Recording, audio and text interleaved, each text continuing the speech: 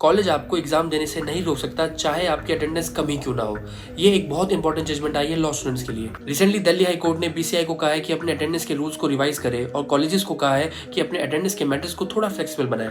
Court ने यह भी कहा है कि स्टूडेंट्स की एकेडमिक पार्टिसिपेशन जैसे moot court competition, internship, seminars, उन सब को भी अटेंडेंस के साथ साथ कंसीडर करना बहुत जरूरी है। इसीलिए हुआ कुछ ऐसा था कि एमआईटी के लॉ कॉलेज के थर्ड ईयर के लॉ स्टूडेंट ने सुसाइड कर लिया था और रीजन ये था कि कॉलेज वालों ने कम अटेंडेंस होने की वजह से उसको एग्जाम देने नहीं दिया। और मेरे हिसाब से ये जजमेंट बहुत इंपॉर्टेंट है, क्योंकि एक लॉ स्टूडेंट को थ्योरी की नॉलेज होने के साथ साथ प्रैक्टिकल नॉलेज होना भी बहुत जरूरी है। फॉर एग्जांपल, आपने section 138 of negotiable instrument act का नाम तो सुना ही होगा, जो चेक बाउंस से डील करता है। उसके अंदर 2 साल की पनिशमेंट है। लेकिन अगर मैं प्रैक्टिकलिटी की बात करूं तो ज्यादातर केसेस में ऐसा देखा गया है कि कोर्ट इन केसेस में 4 से 5 महीने की पनिशमेंट सुनाता है, क्योंकि मेजॉरिटी ऑफ केसेस में पार्टी आपस में समझौता कर लेती है। अब ये कहना सही भी नहीं होगा, क्योंकि ये कंप्लीटली केस के फैक्ट्स पर डिपेंड करता है। अगर जो एक्यूज है वो इससे पहले भी इसी तरह के ऑफेंस कर चुका है और उसमें कन्विक्ट हो चुका है, तो चांसेस बहुत कम है कि वो 4 से 5 महीने में छूट जाएगा। और ये सब बातें आपको किताबों में तो मालूम नहीं चलेगी। इसके लिए इंटर्नशिप्स करना और कोर्ट का रियल टाइम एक्सपीरियंस होना बहुत जरूरी है। तो अगर बस आपको लॉ ना जानकर लॉ की प्रैक्टिकलिटी जाननी है